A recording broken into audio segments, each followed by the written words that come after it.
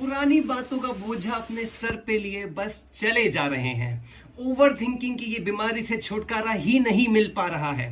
पुरानी बातें, इसने ऐसा क्यों कहा, उनके बीच में ऐसी बातें क्यों हुई, मेरे साथ ही ऐसा क्यों होता है। अगर ये सोचकर आप भी बहुत दुखी हैं या कभी कभी किसी बातों को सुनकर आपको दुख होता है, पुरानी बातों को याद करके आपको फिर से सरदर्द होने लग जाता है, तो ये वीडियो सिर्फ और सिर्फ आपके लिए है। आज हम एक ऐसी कहानी के बारे में बात करने जा रहे हैं जो आपको सिखाएगा कि ये बोझा अपने सर पे लेना क्यों हानिकारक है और क्यों हमें पुरानी बातों को भूल जाना ही चाहिए, वही हमारी सेहत के लिए अच्छा होता है।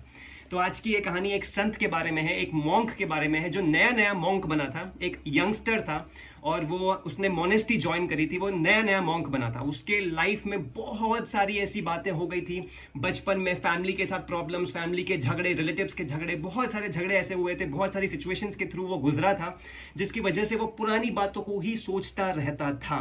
उसको यही सारी बातें याद आती रहती थी कि पुराने मेरे फैमिली में ऐसे ऐसे झगड़े हुए, रिलेटिव्स के साथ ऐसे झगड़े हुए, मेरे साथ इतना बुरा समय बीता, यही वो सोचता रहता था। जब उसने मोनेस्टी ज्वाइन की तो मोनेस्टी में भी उसको इसी तरीके के ख्याल आते रहते थे। मोनेस्टी के अंदर भी लोगों ने उसको ऐसा क्यों कहा, इन दोनों के बीच में ऐसी बातें क्यों हुई, इस सब को सोच के वो बहुत परेशान रहता था। एक दिन वो इतना ज्यादा परेशान हो गया कि वो अपने सीनियर मॉन्क के पास गया, जो बहुत बूढ़े थे, उस मोनेस्टी में बहुत जाने जाते थे, उनके पास गया। उनको कहा कि आप मेरी इस दिक्कत को सॉल्व कीजिए, मैं बहुत परेशान हूं, मेरी इस परेशानी को दूर कीजिए।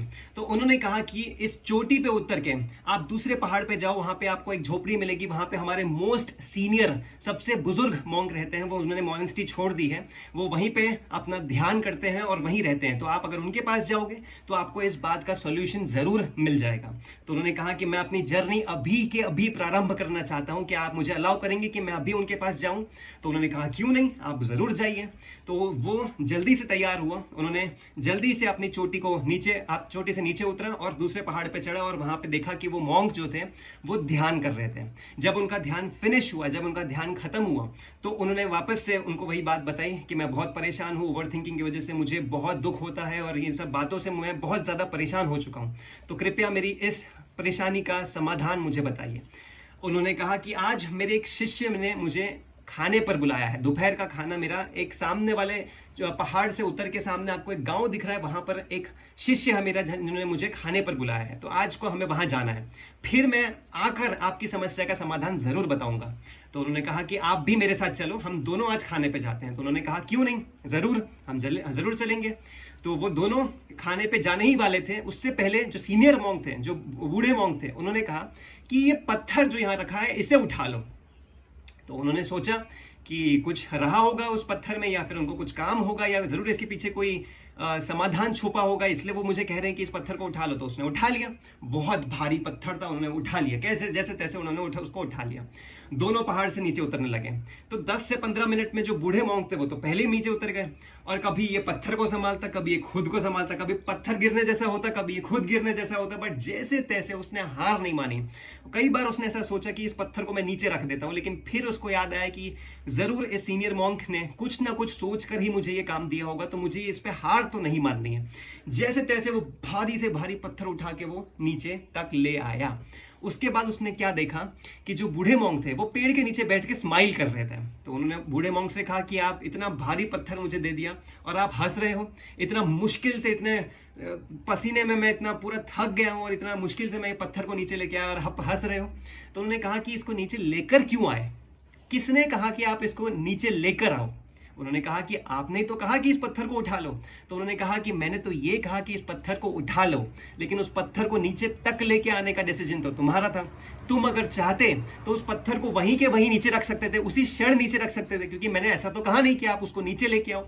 लेकिन ऐसे ही लाइफ में भी आप पुरानी बातों का जो पत्थर का बोझ है उसको लेकर अपनी लाइफ में आगे चलते रहते हो। किसी ने ही नहीं कहा आपको, ऊपर वाले ने भी नहीं कहा आपको कि आप इतना भारी दुखों का पिटारा लेके अपने सर पे चल के लाइफ में आगे बढ़ते रहो, लेकिन फिर भी ज्यादातर लोग पुरानी बातों का जो बड़ा सा पत्थर है वो अपने ऊपर रख के सीधा चले जा रहे हैं। तो इसी तरीके से हमको भी इस जो दुखों का पत्थर है उसको अपने कंधे से नीचे उतार के रख देना चाहिए, और जितने जल्दी हम इसको रख देंगे उतना जल्दी हम खुश रह पाएंगे।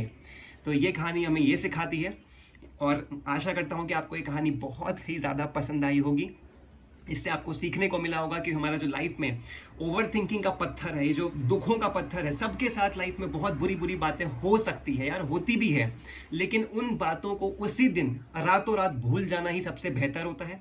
वो बातें जो हमें सिखाती है वो सीख लेकर हमको आगे लाइफ में मूव ऑन करना होता है, और ये जो भारी पत्थर है, उस बातों का जो दुखों का टुकड़ा है, उसको हमें उसी समय नीचे उतार देना होता है। तो आशा करता हूँ आपको यह कहानी बहुत पसंद आई होगी। और 9870763481, आई एम अगेन रिपीटिंग 9870763481, ये नंबर में आप कभी भी मैसेज कर सकते हो।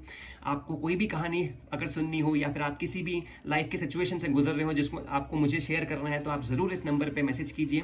मैं कोशिश करूंगा कि सबसे ज़्यादा जो भी आपका वीडियोज़ का टॉपिक, अगर आप बोलना चाहते हो कि किसी एक टॉपिक पे मैं वीडियो बनाऊं, या किसी एक वैल्यूज़ पे, कोई भी एक hard work, hustle, kindness, gratitude, किसी भी चीज़ पे अगर आप चाहते हो कि मैं वीडियो बनाऊं, तो ज़रूर आप इस नंबर पे मैसेज कीजिए। मैं हमेशा अवेलेबल रहूंगा, और मैं कोशिश करूंगा कि आपकी प्रॉब्लम सॉल्व जल्दी से जल्दी हो पाए।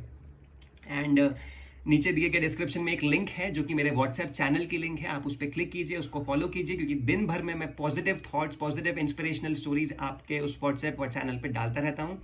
और बहुत खुश हैं लोग, जो 10 फॉलोअर्स हमारे हैं वो बहुत खुश हैं। और आपको भी मैं ज़रूर बोलूँगा कि आप पॉजिटिव अगर रहना चाहते हैं, खुश रहना चाहते हैं, और लाइफ और व्हाट्सएप में या ऑनलाइन में कुछ अच्छा देखना चाहते हैं दिन भर में, तो ज़रूर उस चैनल को फॉलो कीजिए। और मैं ऐसी ही स्टोरीज आपके लिए लाता रहूँगा। आशा करता हूँ आपको ये स्टोरी बहुत पसंद आई होगी। एंड ज़रूर इसको अपने फ्रेंड्स और फैमिली के साथ शेयर कीजिएगा, एंड इसको ज़रूर लाइक कीजिएगा। तो हंसते रहिए, खेलते रहिए, मज़ा करते रहिए, और पढ़ते रहिए, और हमेशा मेहनत करते रहिए। खुश रहिए। पीस।